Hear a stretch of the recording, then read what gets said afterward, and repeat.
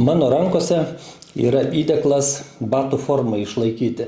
Manoma, kad jisai iki Kauno 9 forto atkeliavo kartu su deportuotais austrų žydais.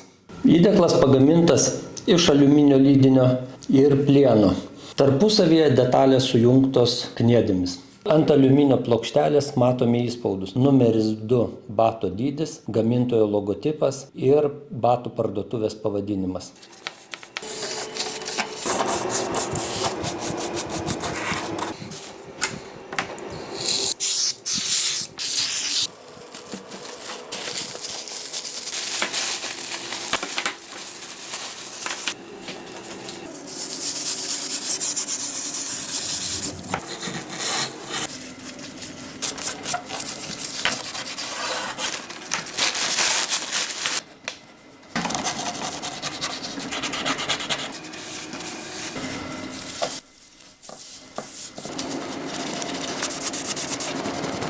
Konservuojant eksponatą, vidinėje dalyje buvo rastas įrašas. Manoma, kad tai yra savininko pavardė.